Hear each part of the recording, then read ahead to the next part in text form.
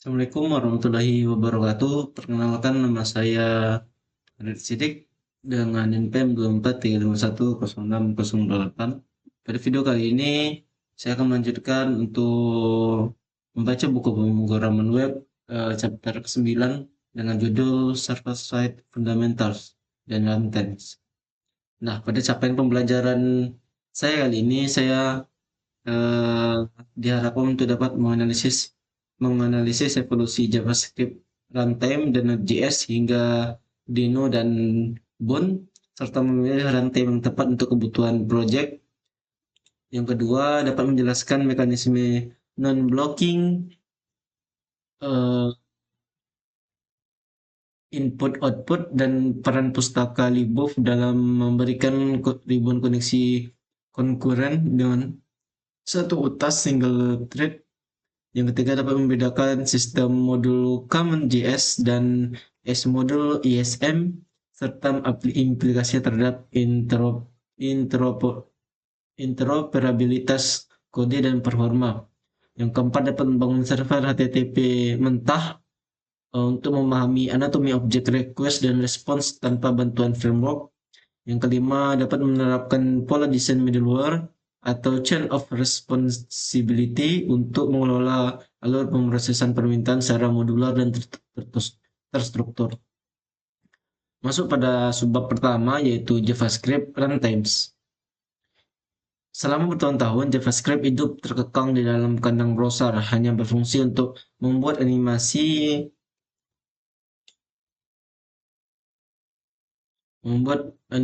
menu atau validasi formulir sederhana. Namun pada tahun 2009, Ryan Dahl melakukan sebuah revolusi gila dengan mencabut mesin VI Engine dari browser Google Chrome dan membungkusnya dengan lapisan C++ agar bisa berjalan di sistem komputer secara langsung. Inilah kelahiran Node.js, sebuah JavaScript runtime environment yang memungkinkan kita menulis logika backend server menggunakan bahasa yang sama dengan front-end. Sebelum era ini, full stack developer adalah makhluk mitos yang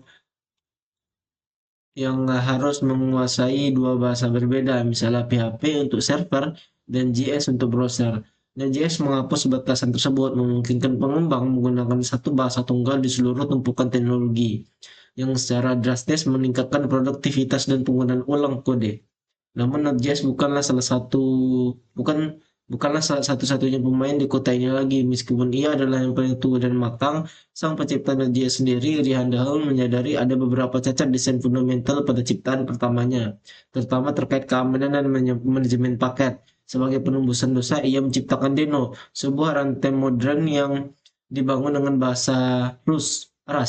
Deno hadir dengan filosofi secure by default, artinya script Deno tidak bisa mengakses file system, jaringan, atau environment variable kecuali kita mengizinkannya secara eksplisit lewat flag saat menjalankannya.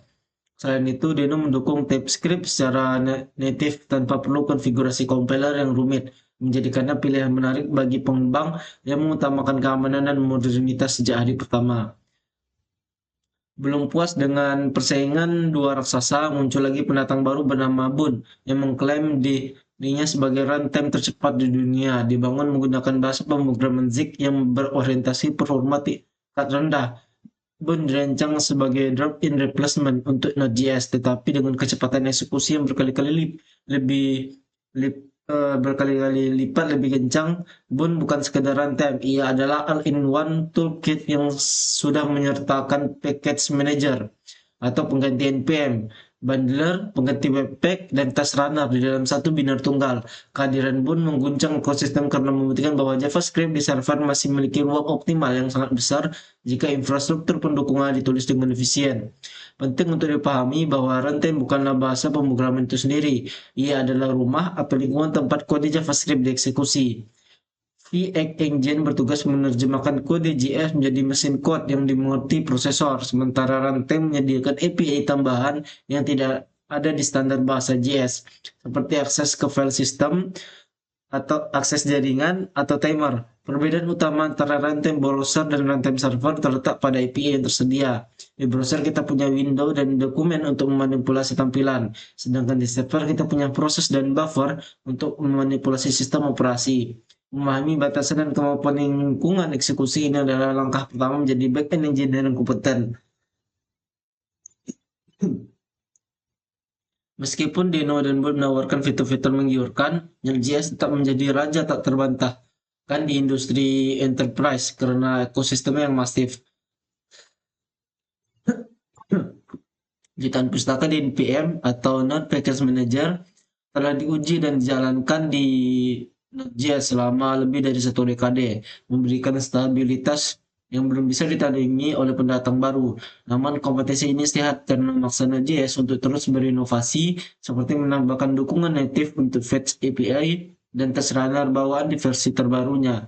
Sebagai arsitek, kita harus bijak memilih uh, menggunakan Node.js untuk stabilitas jangka panjang dan kompatibilitas luas, atau gunakan Boot atau Deno untuk proyek eksperimental yang membutuhkan performa mentah atau keamanan lebih ketat. Kesimpulannya, JavaScript kini adalah bahasa universal yang bisa berjalan di mana saja, mulai dari server cloud, perangkat IoT, hingga fungsi serverless di tepi jaringan. Mempelajari runtime server bukan hanya tentang menghafal sintaks baru, tetapi memahami bagaimana kode kita berinteraksi dengan sumber daya sistem di luar kotak pasir browser. Ini membuka pintu menuju kemampuan membangun API, melakukan streaming data, mengotomatisasi tugas sistem, dan membangun infrastruktur digital yang kompleks. Era di mana JS hanya dianggap bahasa mainan sudah lama berakhir. Sekarang ia adalah tulang punggung internet modern. Masuk pada subbab kedua, dan blocking input-output. Melayani ribuan tamu. Iya, atau non-blocking IO lah. Salah satu konsep tersulit namun terpenting dalam Node.js adalah arsitektur single thread non-blocking IO. Sedangkan bayangkan sebuah restoran tradisional seperti server Apache atau PHP lama, di mana setiap kali ada pelanggan datang, manajer restoran mempekerjakan satu pelayan khusus untuk melayani pelanggan itu dari awal sampai akhir. Jika restoran sedang ramai dan ada 1.000 pelanggan, restoran harus mempekerjakan 1.000 pelayan atau trade. Ini sangat boros memori karena setiap pelayan membutuhkan gaji atau RAM dan ruang gerak CPU. Jika pelanggan hanya duduk diam menunggu makanan dimasak, pelayan tersebut juga ikut diam menganggur, membuang sumber daya yang berharga. Node.js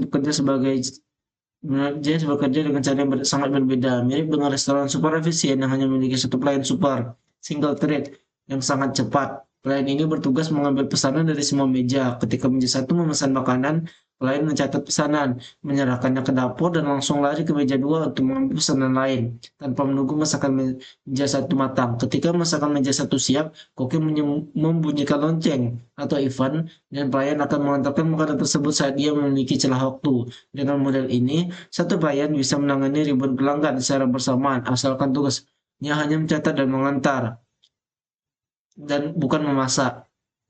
Kunci dari keajaiban ini adalah pustaka C++ bernama libuf yang bekerja di belakang layar Node.js. Libuf bertanggung jawab mengelola thread pool atau kumpulan pekerja di dapur untuk menangani operasi yang berat seperti membaca file dan hard disk, melakukan query database, atau enkripsi data. Meskipun JavaScript di permukaan berjalan di satu task, tugas-tugas berat I.O. sebenarnya didelegasikan ke kernel sistem operasi yang multi-thread melalui libuf. Jadi pernyataan Node.js itu single thread hanya benar separuh, antarmukanya single thread, tetapi infrastruktur pendukungnya sangat paralel. Inilah yang membuat Node.js sangat ringan dan memiliki throughput daya tampung yang tinggi untuk aplikasi real-time seperti chatting atau streaming. Namun arsitektur ini memiliki kelemahan fatal yang disebut blocking the event loop. Jika pelayan seperti tadi tiba-tiba diminta untuk menghitung manual 1 juta butir beras atau tugas CPU heavy, dia akan sibuk berhitung dan mengabaikan semua pelanggan lain yang ingin memesan. Dalam istilah teknis, jika kita menjalankan loop panjang untuk kalkulasi matematika berat di main thread Node.js, seluruh server akan macet total atau freeze dan tidak akan bisa merespon request siapapun. Oleh karena itu, Node.js sangat tidak disarankan untuk aplikasi yang intensif komputasi seperti encoding video, machine learning, atau manipulasi gambar berat, kecuali kita menggunakan teknik worker threads atau memindahkan beban kerja tersebut ke layanan lain, atau disebut microservice. Pemahaman tentang non-blocking IO mengajarkan kita untuk selalu berpikir asinkronus, jangan pernah menggunakan fungsi sinkron seperti vs.read file sync di dalam kode server melayani request pengguna karena itu akan memaksa klien untuk berhenti bekerja sampai file selesai dibaca. Lalu gunakan versi async or await atau callback agar event loop tetap berputar bebas. Ini adalah perubahan pola pikir terbesar bagi pengembang yang datang dari bahasa sinkron seperti Python atau Ruby. Di dunia Node.js, menunggu adalah dosa besar. Kita harus selalu mendelegasikan dan melanjutkan. Kesimpulannya, kekuatan Node.js terletak pada kemampuannya menangani konkurensi I/O yang tinggi dan konsumsi sumber daya yang rendah. Ini menjadikannya pilihan sempurna untuk REST API, WebSocket Server, atau aplikasi microservice yang tugas utamanya adalah melemparkan data dari satu tempat ke tempat lain. Misalnya dari database ke klien, namun kekuatan ini datang dengan tanggung jawab untuk menjaga main thread tetap bersih dan responsif. Sebagai arsitek, kita harus tahu kapan menggunakan arsitektur event driven ini dan kapan harus beralih ke bahasa multi-thread tradisional untuk beban kerja komputasi berat. Masuk pada subbab ketiga yaitu modul sistem.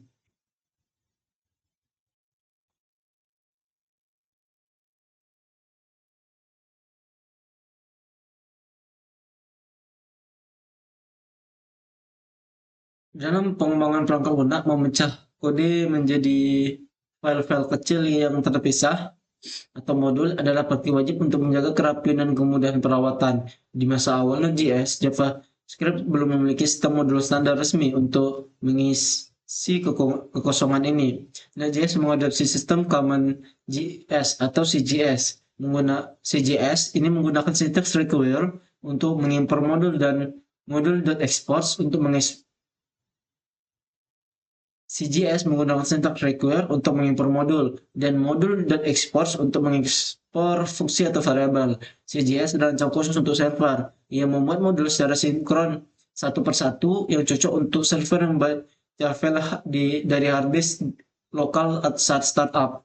Selama satu dekade, require menjadi standar de facto di ekosistem backend dan jutaan tutorial serta pustaka dibangun di atas fondasi ini.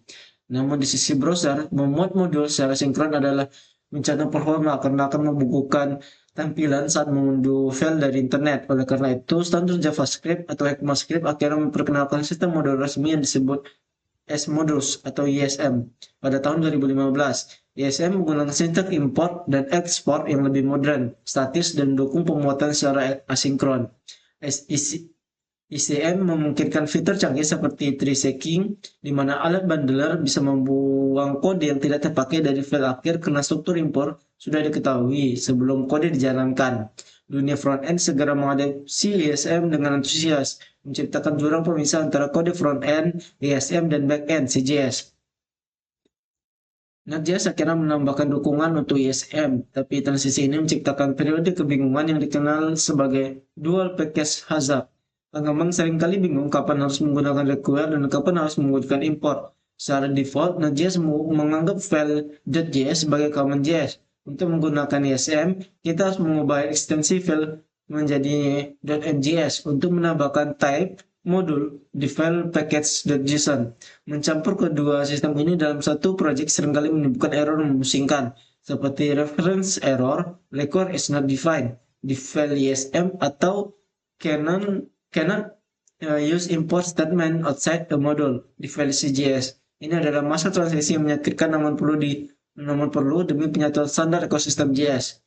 Perbedaan teknis antara keduanya cukup signifikan.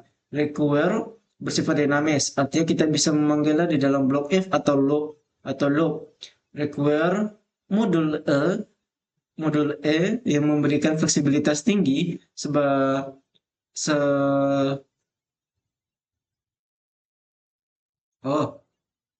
require bersifat dinamis, artinya kita bisa memanggilnya di dalam blok if atau loop yang memberikan fleksibilitas tinggi. Sebaliknya, import statis harus selalu berada di baris paling atas file dan tidak boleh bersarang, yang menjamin struktur ketergantungan kode bisa diprediksi oleh mesin. Namun, ISM juga menyediakan fungsi import dinamis menggunakan atau mengembalikan promise, yang dimana mengembalikan promise untuk kasus di mana kita perlu membuat modul secara kondisional atau lambat, atau lazy loading. Sebagai arsitek modern, standar sekarang adalah selalu gunakan ESM untuk proyek baru, karena ini adalah masa depan JavaScript yang universal, baik di server maupun di browser.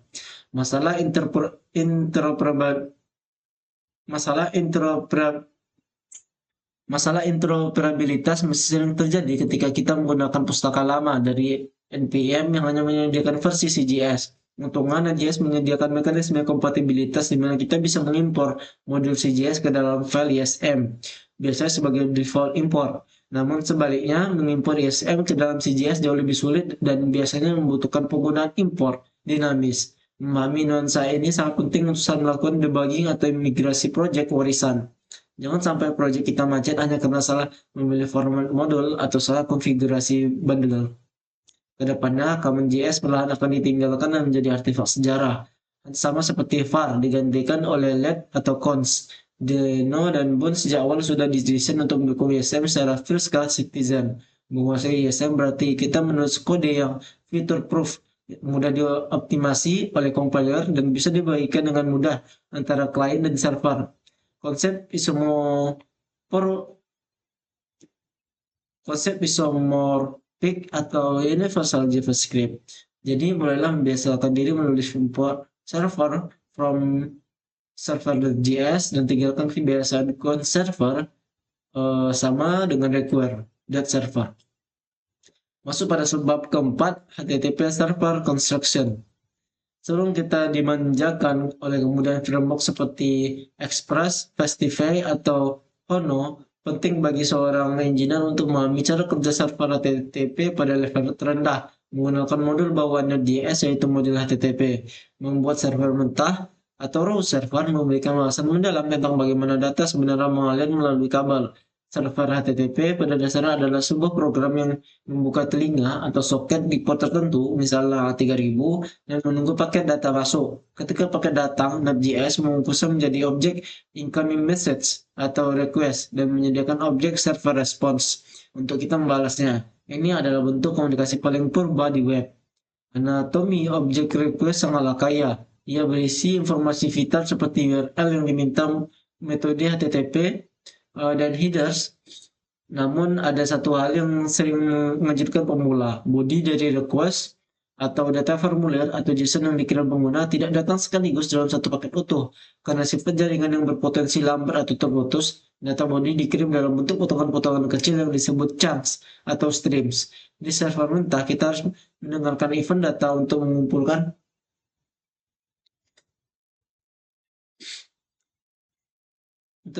potongan-potongan ini dan menyatukannya kembali menjadi string atau buffer yang utuh saat event end terjadi. Ini mengajarkan kita bahwa data di internet itu cair dan mengalir, bukan padat statis. Di sisi lain, objek response adalah kanvas kosong tempat kita melukis jawaban untuk klien. Kita wajib menentukan status code, misalnya 200 untuk OK, 404 untuk not found, dan menulis respon header sebelum mengirimkan isi data. Header sangat krusial karena memberitahu browser cara memperlakukan data yang kita kirim. Apakah ini teks biasa, teks atau lain, data JSON, atau halaman HTML. Kesalahan dalam mengatur konten type bisa menyebabkan browser menampilkan kode JSON mentah alih-alih memprosesnya, atau gagal merender halaman web dengan benar. Di server mentah, semua ini harus dilakukan secara manual, baris demi baris, memberikan apresiasi mendalam terhadap kompleksitas protokol HTTP. Salah satu tantangan terbesar membuat server mentah adalah routing. Kita harus menulis logika if else atau suitcase manual untuk mengecek URL dan metode request. Semakin banyak rute yang aplikasi miliki, kode ini akan berubah menjadi spaghetti code, raksasa yang sulit dirawat. Belum lagi urusan memparsing parameter URL atau path variable, yang semuanya harus berbeda manual menggunakan manipulasi string atau modul URL. Inilah alasan utama mengapa framework diciptakan, untuk mengabstraksi kerumitan routing dan parsing ini menjadi API yang bersih dan mudah dibaca. Meskipun jarang digunakan di produksi modern, latihan membuat server raw dengan HTTP create server adalah ritus peralihan wajib. Ini menghilangkan CR dari backend development. Kita jadi paham bahwa REST.json di Express sebenarnya hanyalah pembungkus yang secara otomatis mengatur header atau content type dan melakukan JSON.string if y string if. Kita juga paham bahwa framework tidak bisa mengubah hukum fisika HTTP. Mereka hanya menyederhanakan antarmukanya. Pemahaman low level ini sangat berguna saat kita perlu melakukan debugging performa, mengimplementasikan fitur streaming file besar, atau membangun server custom yang sangat ringan tanpa ketergantungan eksternal. Terakhir, konsep streams dan buffer yang kita sentuh di sini adalah fondasi dari efisiensi Node.js. Buffer adalah area memori sementara untuk menampung data binar mentah, sedangkan stream adalah pipa penyalur data. Dengan menggunakan pipe, kita bisa menyambungkan aliran data request langsung ke aliran file di hard disk, memungkinkan server menerima output file berukuran 10 GB tanpa perlu memuat seluruh file ke dalam RAM 10 GB. Kemampuan menangani data secara efisien inilah yang membuat Node.js unggul. Jadi jangan remehkan modul HTTP bawaan. Ia adalah fondasi beton di bawah gedung pencakar langit aplikasi kita. Masuk pada subbab kelima, yaitu middleware pattern. Setelah merasakan susahnya mengelola logika server secara manual, kita masuk ke konsep arsitektural yang diadopsi oleh hampir semua framework web modern. Middleware pattern. Konsep ini mengibaratkan pemrosesan request seperti sebuah jalur perakitan pabrik atau assembly line. Sebuah request masuk di satu ujung, lalu melewati serangkaian pos pemeriksaan atau stasiun kerja. Bisa kita sebut middleware secara berurutan. Sebelum akhirnya merespon dikirim keluar di ujung lainnya. Setiap middleware memiliki kesempatan untuk memeriksa request, memodifikasinya, melakukan aksi sampingan seperti logging, atau bahkan menghentikan proses penuhnya jika ada masalah, seperti autentikasi gagal. Tanpa tanda tangan atau signature, fungsi middleware standar biasanya terdiri dari 3 parameter: req, rest, next. Parameter req dan rest adalah objek request dan respon yang yang dioper dari satu middleware ke middleware berikutnya. Parameter sakti next adalah sebuah fungsi yang jika dipanggil akan menyuruh sistem untuk lanjut ke middleware berikutnya dalam antrian.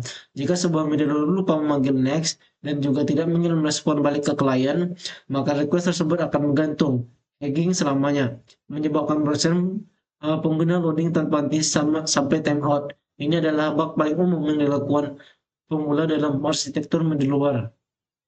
Kekuatan utama pola ini adalah separation of concerns, pemisahan kepentingan.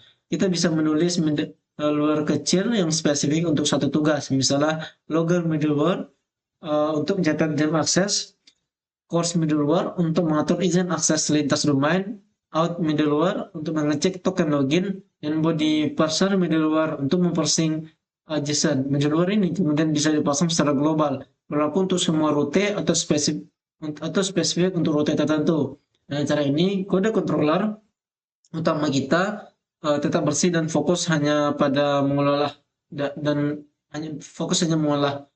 data, tidak terbebani oleh urusan validasi teknis yang berulang. Konsep lain yang penting dalam middleware adalah urutan eksekusi atau order methods.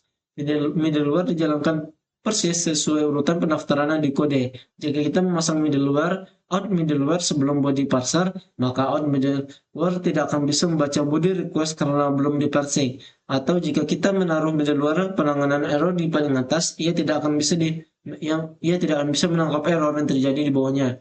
Memahami aliran ini sangat krusial. Pola ini sering disebut onion architecture atau arsitektur bawang di beberapa framework seperti Koa, di mana request menembus lapisan bawang ke dalam dan respon menembus lapisan bawang keluar, memungkinkan middleware melakukan aksi sebelum dan sesudah pemeriksaan utama. Middleware juga merupakan tempat terbaik untuk menerapkan global error handling. Alih-alih menulis block try catch di setiap fungsi controller, kita bisa membiarkan error meledak dan mengalir ke middleware khusus penanganan error yang biasanya dipasang di paling ujung antrian.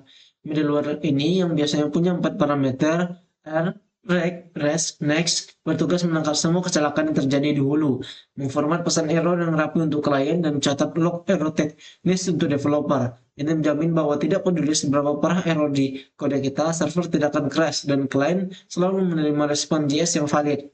Kesimpulannya, middleware pattern adalah implementasi nyata dari pola desain chain of responsibility. Ia mengubah proses penanganan request yang monolitik dan rumit menjadi rangkaian fungsi-fungsi kecil yang modular dan mudah diuji. Sebagai arsitek web, kemampuan kita merancang rantai middleware yang efisien dan aman akan menentukan seberapa tangguh dan mudah dipelihara server aplikasi kita. Jangan menumpuk semua logika di satu tempat, pecahlah menjadi pos-pos pemeriksaan yang cerdas. Masuk pada subbab keenam, integrasi keislaman. Dalam arsitektur aplikasi, backend adalah analogi teknologi yang sempurna untuk alam batin atau spiritualitas manusia. Penggunanya melihat front end, zahir atau amal lahiriah, tetapi kualitas, kecepatan dan kebenaran dari tampilan tersebut sepenuhnya ditentukan oleh apa yang terjadi di backend. Jika server backend lambat atau korup, tampilan front end seindah apapun tidak akan berguna. Ini mengingatkan kita pada hadis Rasulullah SAW. Sesungguhnya Allah tidak melihat kepada rupa dan harta kalian, tetapi Allah melihat kepada hati dan amal kalian. Hadis riwayat Muslim. Membangun backend yang tangguh, aman, dan efisien adalah latihan spiritual untuk memperbaiki apa yang tersembunyi. Memastikan bahwa mesin di balik layar kehidupan kita, niat dan keikhlasan berjalan lurus, bukan sekedar memoles pencitraan keluar.